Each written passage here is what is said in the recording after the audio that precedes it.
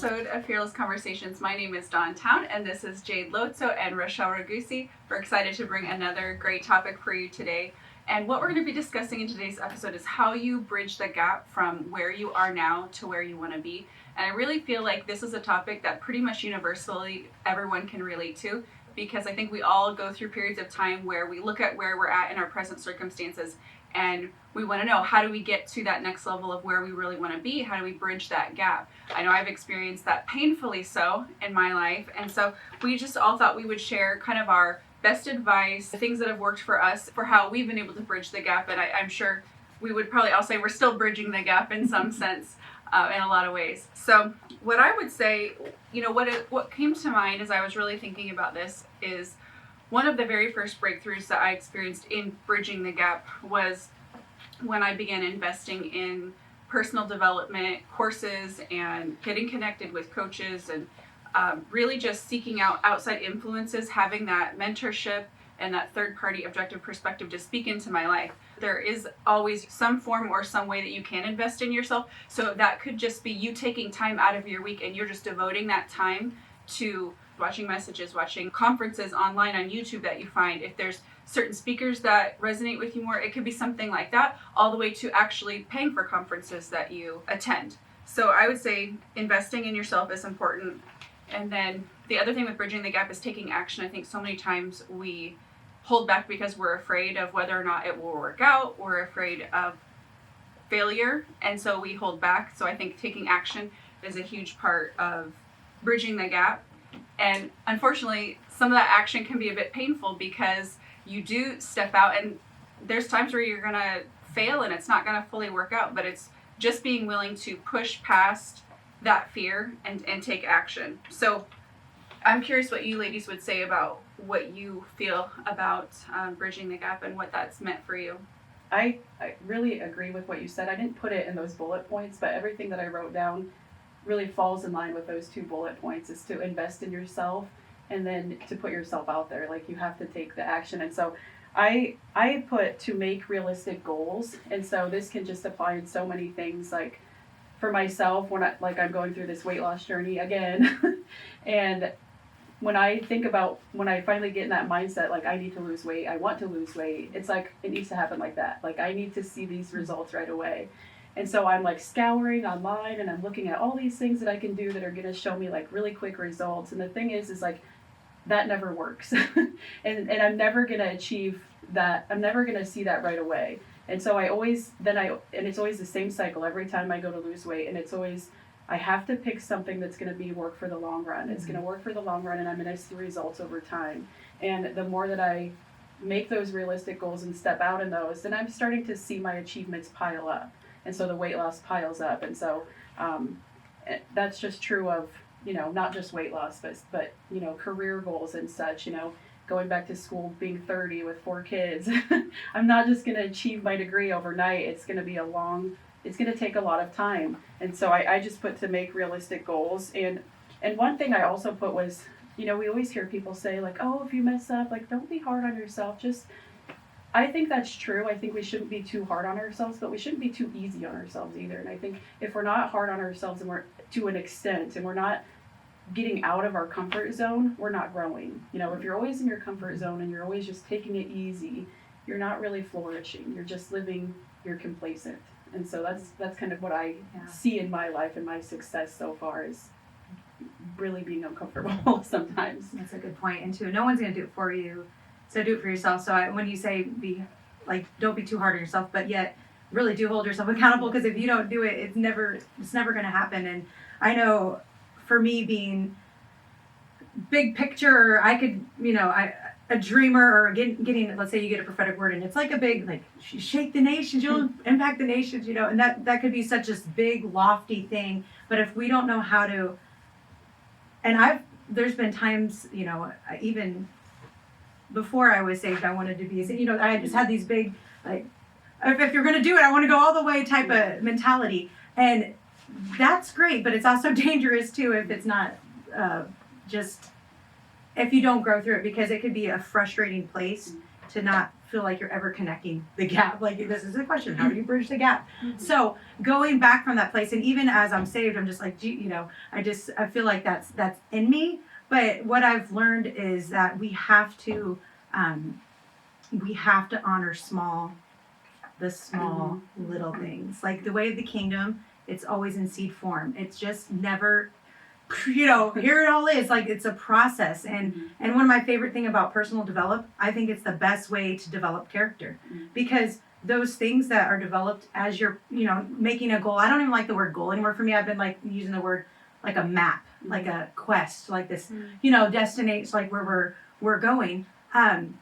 But to value the small things, like if like identify like, okay, this is what my heart beats for, but if we scale back on a small scale with what I have in my hand right now, how can I be building into that? There's some small way we can look around and see what that is, so that, you know, momentum or the growth, like you're in process, you're not constantly frustrated, but you're releasing, you're growing, you know, you're connected to what your heart is burning for. And so that's just part of what I'm learning on the journey, you know, and I still have to keep myself in check with that. Yeah, it reminds me of that phrase, bloom where you're planted. I had a friend that first told me that, and it was just like an epiphany, because I had that same thought, well, maybe I need to move, maybe I need to do all these different things, but I wasn't in a position to do any of that. And she said, Dawn, maybe you just need to bloom where you're planted. And I was like, okay, that hits home. And the other thing that comes to mind to hearing you say this is just another way to think about it too, is just not settling. I was talking to a friend who is wanting to pursue a business, but she was working a regular 9 to 5, and she was just really in that struggle phase of how she would make the transition. And she was, you know, we were just talking about things, and I just remember saying the phrase, if I'm not trying, I'm dying, which sounds kind of like cliche and kind of funny, but that's how I feel. Like, it just, in my spirit, it's so hard to just settle. And I think that speaks to what you were saying about holding yourself accountable, being comfortable with being uncomfortable, and, you know, everything you were saying about that as well, is just not settling. And you may have tried 5 times, 10 times, 15 times to make it work, but just not giving up and continuing to press forward through that anyway. Because I think we all have stories. I think we could all talk to 5 to 10 people, and they all have similar stories of where they tried and they tried and they tried and it didn't work out, and they just had to continue to press through. So that, you know, that's kind of another thing that comes to mind. Yeah, and I like how you kind of talked about it being a map and not just like a goal, because I think too, we always forget, you know, we have this dream or this vision, and we're thinking, this is where I am, this is where I need to be or where I want to be. And we don't appreciate the journey. The journey is part of getting to the goal. I mean, that's part of it. You're growing in that. And so if you were to pick yourself up from where you're at and then put yourself where you want to be, are you even equipped to be able to maintain that? You're being equipped through the journey. And so the journey is what's growing you. And so, you know, when I talk about weight loss overnight, well, maybe if I woke up overnight and all my weight, you know, all the weight was gone, that would be awesome, but would I be able to maintain it? And so the journey is what helps me to be able to utilize and know what the tools are in order to maintain. And so I think that that's so true in career-wise, or, you know, whatever type of calling we have on us. And I even remember after I had Deja, it was a little while after because I had her young, but we really wanted another, suffered a miscarriage like many do. And I remember just specifically hearing that we were called to adopt. And I didn't know. I was like, well, we're young, and I kind of looked into it, and, you know, time went on, and we had 2 more kids, and it didn't happen. And so I've always felt this calling, but it didn't happen right away. And so we're kind of seeing that in our lives now. And it also doesn't look like how I would have expected it to look, the adoption and type the journey that we've gone on. You know, you kind of imagine like, oh, I'm sitting at this table and I'm thinking, oh, we're missing somebody, and then you go out and there that somebody is. Well, it's really messy sometimes.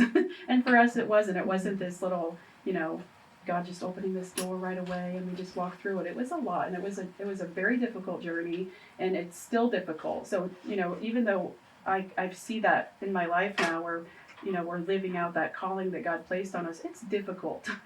And so I think that we forget that too, that once we reach our goal, we think it's all sunshine and rainbows. Well, we had to be equipped along the journey in order to maintain this and to move beyond that. There's a couple things you said that stood out to me when you said it's about the journey and the process. Back in the day, I had a blog called The Journey is My Dream, and it was as I was working through, I went through 5 years of depression, and just that phrase, the journey is my dream, and it was that awakening to that very point, that it's not about the end destination, it's about the journey. The dream can be in the journey, even when it's messy, even when it, like, you very pointedly said, it doesn't always look like you think it's going to look, and just being willing to accept that it's not perfect, but life can still be good even in the messy parts. That's good. And I like to think of it more relationally, because I think God cares about our being. And even like if we're just so goal focused and like if we're really just getting something or achieving something, like I think the rich part of life and part of this journey is work. And I think that's where the difficulty comes in. But how rich the blessing, right? If we can work through relational skills and just what does it really look like to love and honor one another, and it almost keeps our selfish ambition in check too, because if we just get like, you know, I need to do this and I'm going to run over everybody until I get there. And that's what makes me think of when you say to sustain, like, what does it look like? Are you going to get there and be lonely because you ran everybody over when you get to the top? And then like, how are you going to sustain that? Lonely, miserable life. And we hear like stories like that all the time, like where people aren't happy. They've done everything they thought, but now they're like, well, what else can I do? You know, and it's like a sad, lonely, like devoid of real purpose and love in your life. And like healthy relationships, like things like this are the treasures and the glue, I guess, life with God, to be able to maintain and steward well and to enjoy the success, but also to much whom is given and much is responsible. So to be able to really leverage that and to be a blessing to others. And I think that's like one of our greatest motivations, to persevere and to do the things God's put on our heart, to be this extension of his overflowing life, you know, from us. So it's just like, it's kind of a beautiful thing, thinking of it like that, to not just think of the physical like accomplishments, but wrapped in all of this is a relational, like first, like God with us, like working these things out in us. And so we're relating to others. So we're able to come alongside, because we've even been in conversations where we've discovered like, wow, there's, you know, I used to be focused on some of these goals, but really one of the greatest things is to be able to like team with people and be like, oh, I get to come along and see what's in your heart and to serve and to be a part of this. And, you know, there's this like connecting with one another and doing that, which is beautiful too. And I also put this little, you know, the whole quote, dress for the job that you want. And so I put that in there because I thought, you know, that really does apply. You know, when you are shooting for something, you know, you have this calling or this dream that you're after, dress for the job that you want. And so you could have a calling from God, and if you don't put the clothes on, how are you going to get there? You know, he could give you the clothes, but you have to put them on. And so I think even in things like ministry work, you have to be in that mindset where, you know, if God has called me to teach, I need to be dressing to be, you know, a teacher. So that means I'm going to be doing research. I'm going to be looking up things, because how can I teach something that I don't know? I can't give what I don't have. I just assuming that mindset and walking it out, walking into that calling, and not just expecting things to just fall into place without your effort to partner with that. So. I love where this conversation's been, because you say something and it just like speaks to my heart. I'm like, oh, it reminds me of when you were saying dress for the job that you want. A part of this book that I wrote, More Than Done, there's two pieces that really I wanted to emphasize, and that is visualization and self-talk. And I ask a lot of questions in the book about what would the fearless you look like? What would she talk about? What content would she consume? Who would she surround herself? And it's about part of that bridging of the gap, I feel like, is acting as if you're already in that position. Like, what does that look like? And so you mentioning dress for the position that you want, I think too, in your thoughts and your words, the things that you say. Don't talk and act as if you're still that old version of you. Step into that. You don't have to wait for anything to happen. Just step into it. Love that. That's like the inner world becoming our outer world. And I think that's really important to connect that. Powerful. Read Dawn's book. I love it though, even in your book, like it's not just stating all this information, but I love like making it applicable and the declarations. And I just like, it's like awakening your whole self. And so check it out. More Than Done.